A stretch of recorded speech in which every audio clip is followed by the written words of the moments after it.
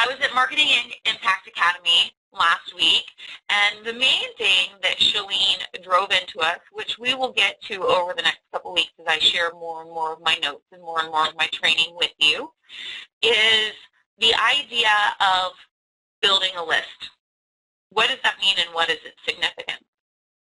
So right now, the majority of us do our business on Facebook, right? Well, the thing about Facebook is all of the contacts, all of the likes, all of the friends you have, you do not own those contacts. So what happens if, by some weird thing, Facebook were to disappear tomorrow? What happens about running your business? If Facebook were to disappear tomorrow, what happens? The majority of us would be screwed, right? I mean, I have maybe 200 to 500 email addresses, maybe. I mean, and I'm just like, actually, I think I pulled my number in the Marketing Impact Academy because Shalene made us look up how many people we had. But I think I maybe had like 200 email addresses, and probably 100 of them are my family members because I have a big family. So the whole thought process is you want to own your contacts. You want to own them. And she gave us a couple different ways of developing how we own them, and we'll get to those on another week. However, if you've noticed in my posts on my like page, I started putting every time I post a video, if you find this information informative or inspirational, or if you want to stay in the loop with all of my yoga and dance events, comment with your email address below. And I'm starting to build an email list of people who are interested in the stuff that I have going on. So I highly encourage you to start putting that as a tagline within your videos or so on. If you're interested and you want to stay up to date, comment with your email address below. Now, there's another way that she has trained us to start getting more email addresses, which we're not going to tackle tonight because we have to start from the beginning. So I'm going to ask all of you right now, if you don't have a pen and paper out right now, to do so. I'm going to give you 30 seconds to get a pen and paper out because we're about ready to do some brainstorming. And as you gather that, I'll share with you a little bit of backstory. So if you're not familiar with the idea of the law of attraction, Shalene did not use those words specifically, but that's what she was talking about. So the idea of the law of attraction is Newton's law of anything, everything has an opposite and equal reaction, okay? Every action has an opposite and equal reaction. That's Newton's law. It's a law of attraction as well, so meaning everything you put out there, you get back. Karma, it's the golden rule, right? And so you can apply the law of attraction in many different ways of your life, even with business. So meaning, I want you to just think about all of your friends, all of your business partners, all of your associates, your romantic relationships, and so on. Whether you're conscious about it or you're unconscious about it, you have attracted those people into your life. You have. And it's because of something vibrational that you have put out there. And so if you are not happy with the people you've attracted into your life, that means you have not been specific with the universe of what you want. So let me give you an example. And this is not for you, this is just for me, okay? And please, I hope no one takes offense to this because, as Eric laughed at, that's how I roll. I'm going to be a little bit of blunt tonight, and that's just the way it's going to be. So at the beginning of this adventure with me and Beachbody, I was a fitness chick, kind of I was in the yoga world most definitely, but I was still very much a fitness chick, or that's how I had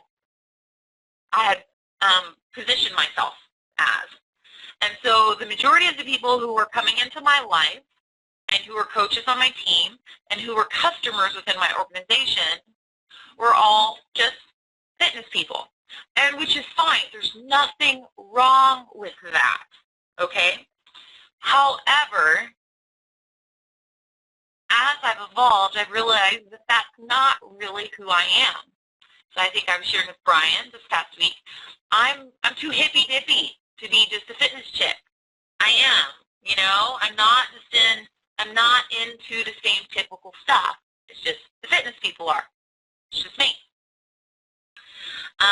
So then I started thinking, okay, you know, so I was inviting, or I was attracting those people into my life, and I want you to notice, Becca is not fit the stereotype of the regular fitness person, but when I was in that realm of my business, she's the only coach that is still here. She's the only, oh, she's just now coming back. She's the only coach that's still here. Everybody else has left me. Why? Because the vibration wasn't right. That's not really who I am. And so the people that I had attracted into my life weren't the people who I really, really resonated with.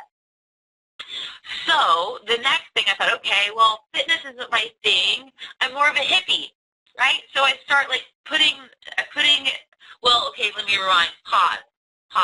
Then I started putting out there that I'm more of a spiritual person. I want to attract people who are just more spiritually minded into my life, okay? And that's when a lot of you came into my life, like Jill and Trisha and Ann. They all came into my life whenever I was consciously putting out there that I want people who are spiritually minded of some sort, and which has been awesome. These relationships have been great.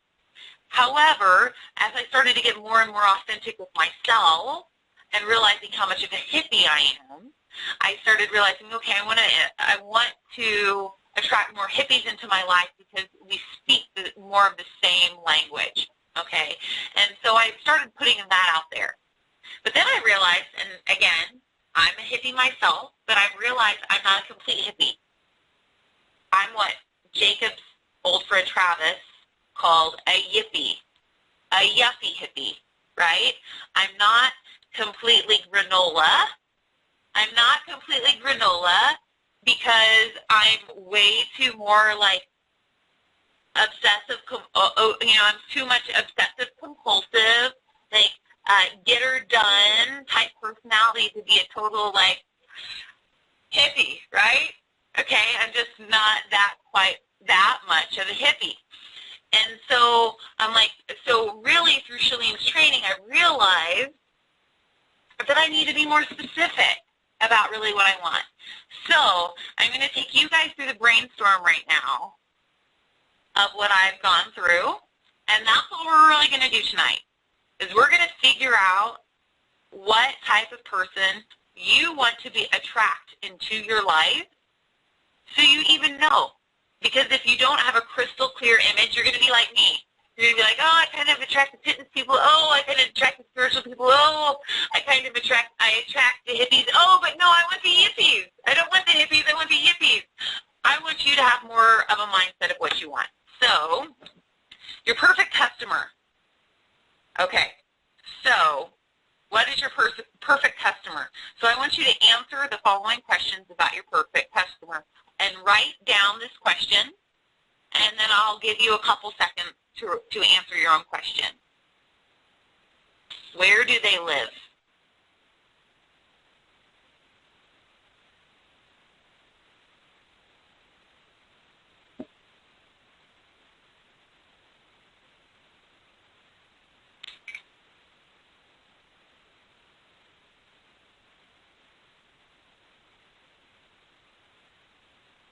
Second question, what is their age range? And Shalene advised us to pick a 20 to 30 year age range.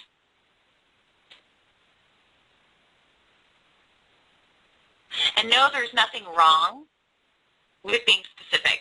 Okay, there's nothing wrong with being specific.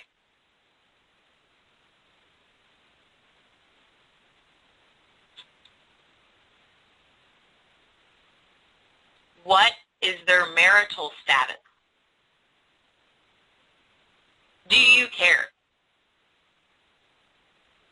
If you don't care, then right, it doesn't matter to you what their marital status is. Aw, Reagan came in to kiss Brian. Hi, sweetie. Love you.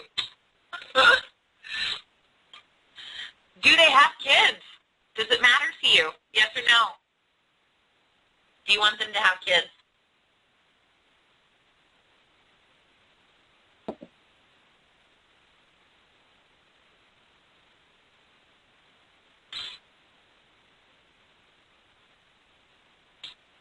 What is their profession?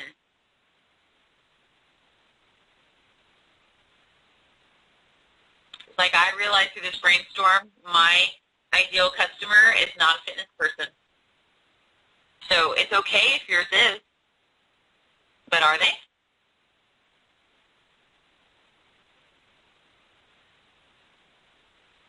Now this is a hard one for me, really hard one. What's their general household income? The reason why this is a hard one for me, I realized that I was targeting people who couldn't afford me. So don't feel bad about this. Your people have to be able to afford and value. Value for me is the key word. Value what we have to offer. Okay? Many people think that we should give everything away for free. And we're professionals. We're professionals. We do this for a living. What kind of car do they drive? I know, some of you are like stuck. You're like, I don't know, I don't care. I just want people.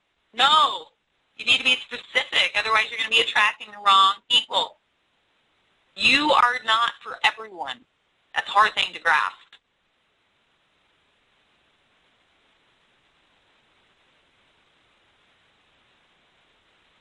How often do they vacation?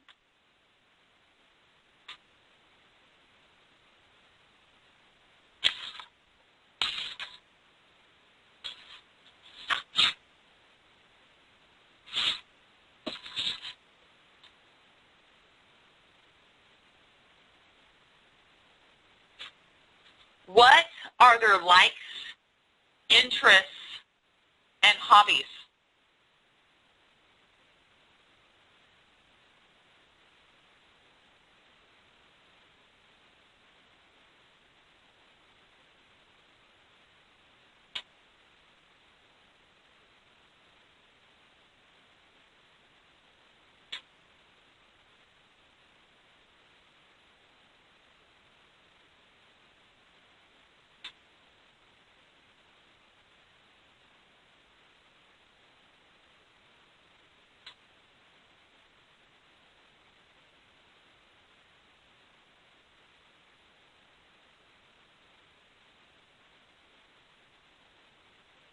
I love how I see y'all writing. Where do they shop?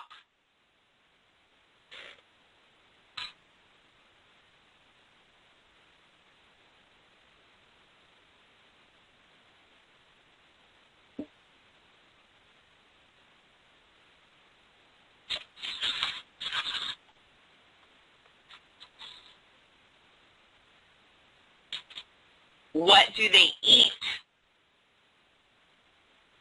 This one was a weird one for me to answer because, you know, living in the yoga world like I do, everyone's vegetarian and everyone's vegan.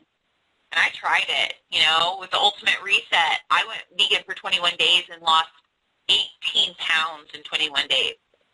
Yeah, when I did that last year, I lost 18 pounds in 21 days. Like, I realized through my own experience with the Ultimate Reset, I could not be a vegan because my body needs animal protein to keep weight on. And I'm not trying to be a bitch. It just is the way it is. Like, I need animal protein to keep weight on. And because of my activity level and just the way my body's built, and it is what it is. And so with the yoga community, sometimes I'm frowned upon because I eat meat. But I'm titled myself now. I tell people I'm a flexitarian. Like, I eat whatever makes my body feel good that day. You know? And that's who I want to attract into my life. Not people who put themselves in a box because it's what they think they should do. It's because it's what feeds their body well. Okay? This is funny. What shows do they watch? So You Think You Can Dance?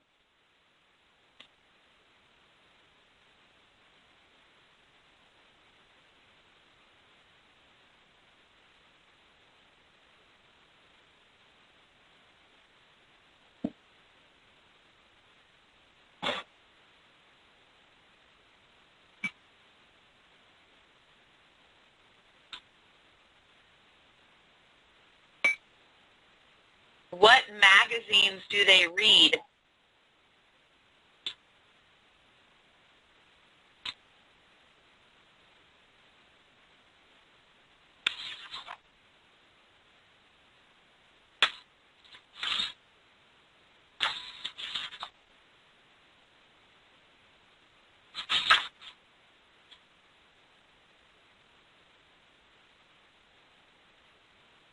What websites do they visit?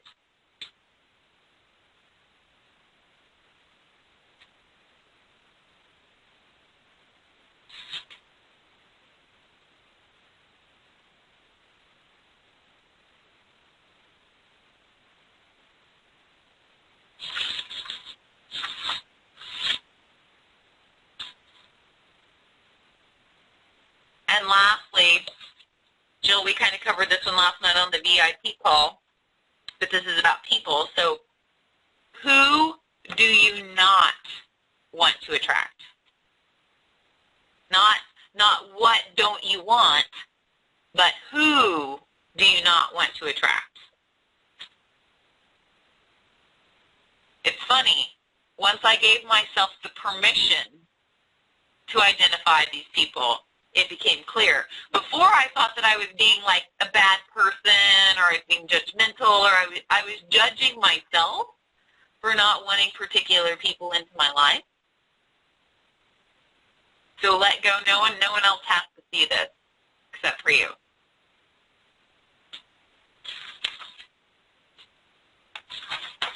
Okay, so we're almost done. That was one worksheet. We're going to go through one more, and this won't take quite as long, or maybe we won't go through all of it.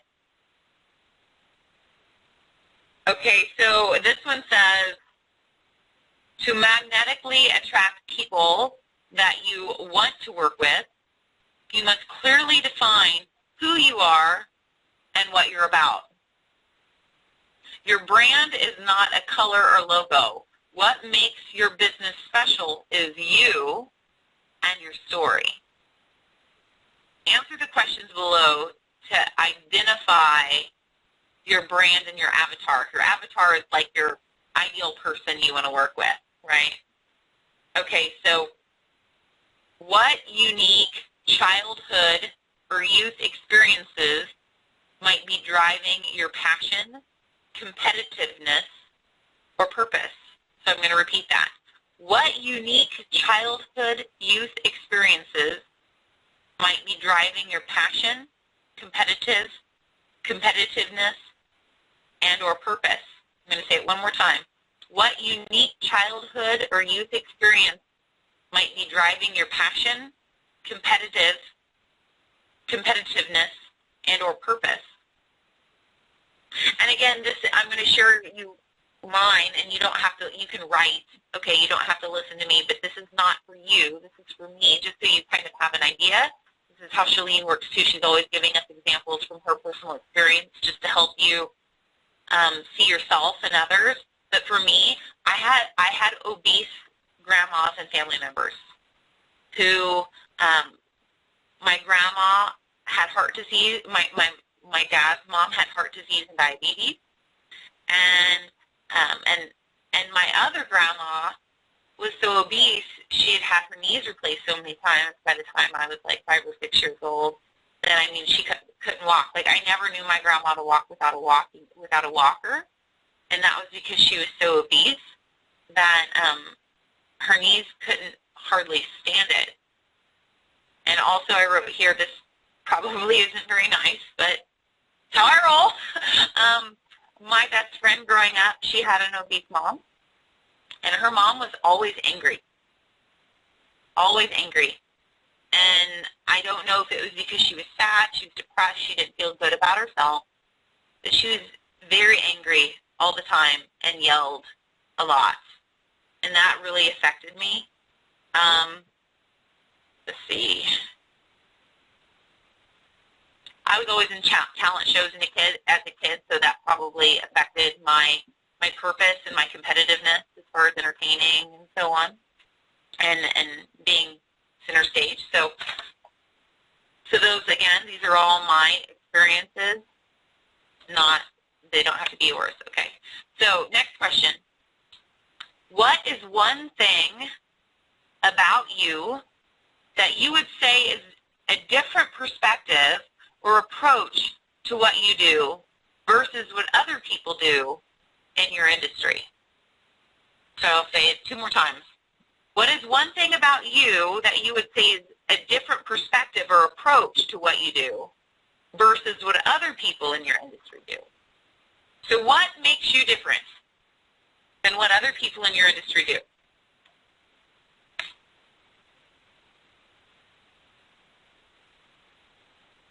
What makes you different in your industry versus what everybody else does? And again, my personal experience I'll share with you. I'm not a serious yogi. Like, I consider myself a yogi, but most people who are yoga instructors who are really yogis, like, study Sanskrit. And you're going to hear them talking. I use the word Sukhanasana and Shavasana and Trikonasana. Like, I use, 5 to 10 Sanskrit words to make me sound cool sometimes in class. But do I really study Sanskrit? No. You know why? Because I don't care what the Sanskrit names are. I don't care. I care about what the poses are. I care what they do in your body. I care about the psychological aspects. But the foreign language words, I don't care. So that's what makes me different. I'm not as serious as a lot of them are. But I'm more spiritual than the regular fitness person. So what makes you different?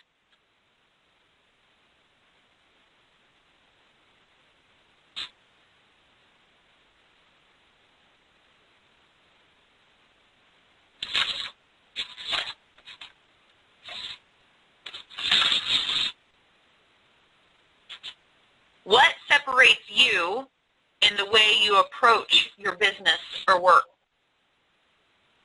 What separates you in the way you approach your business and your work? One more time. What separates you in the way you approach your business or your work?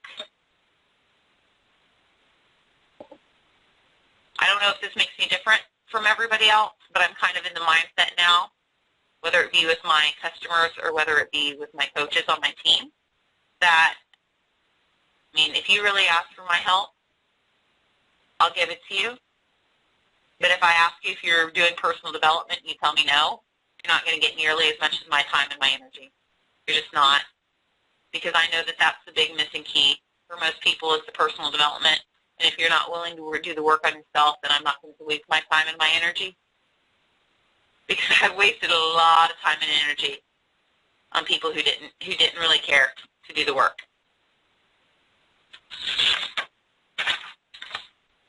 Okay, last 2 questions, and then we're going to be done for the night. And Eric can go to bed. He's always going to be my joking person because I know he's later than us Texans. What do you think attracts people to you over someone else? What do you think attracts people to you over someone else? And I highly recommend, if you're not quite sure, post it on Facebook and ask. I did. When I was going through this process, I wasn't quite sure why people were drawn to me, and so I asked market research. I'm curious to know, and what I got the most from people was my approachability and my smile and my openness.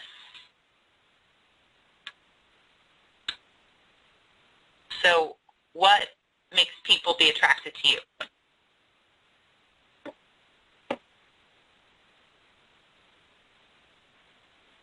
And maybe it's my ability to talk about bodily functions and sex positions without flinching. Maybe that's what it is. Who knows? I'm being way unprofessional. I even haven't had that many glasses of wine, but we can talk about farts and sex positions all in one conversation, and I don't care, right? So anyway, last question. What's one thing about you that you might be a little uncomfortable with, or something that you might be trying to cover up? Ooh, this is a scary one, isn't it? What's one thing about you that you might be a little uncomfortable with, or something that you might be trying to cover up? One more time.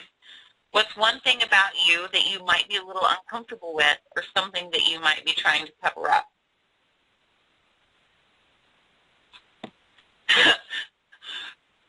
So I've been sharing all of my things. As I get to this one, I'm like, do I share this one with them?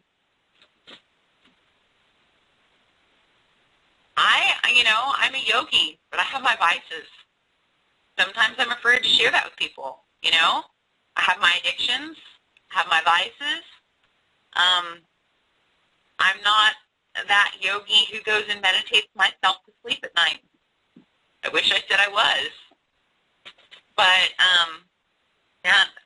that's where I'm going to end that conversation. It's being recorded. But yes, I have my vices. I have my addictions. I'm not proud of it. But it is what it is. We're all a work in process, right? We're all a work in process. So that's where we're going to end tonight. The thing I loved about the Rockstar and VIP's call this week, where we really dug into personal development, so I decided to follow Amanda's lead there. I love it that Shalene gives us the opportunity to actually do the work, because I don't know about y'all, but I could listen to this call, and it would be one thing, and then tell myself I'm going to go back and listen again and later on and do the work, and may not always take the time to go back and do it. So at least now, those of you who are right now here on the call have sat down and you have identified specifically who in your life you're wanting to attract. And next week I'll share with you more. Okay? I'll share with you more information next week, and it will be very much along these lines. So have your notebook and your pen and paper and everything ready. So I want to share with you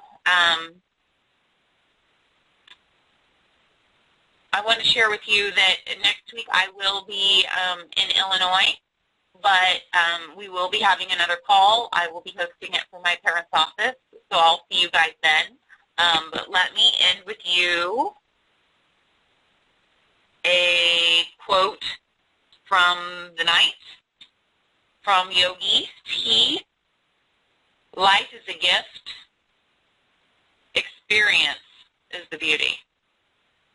So I read somewhere today that you need to be the type of person who, instead of accumulates things, accumulates stories. So go out and experience the gift of life, because experience is the beauty. So I love you all. I appreciate your time and your energy for being here, and I will see you next week, same time, same place.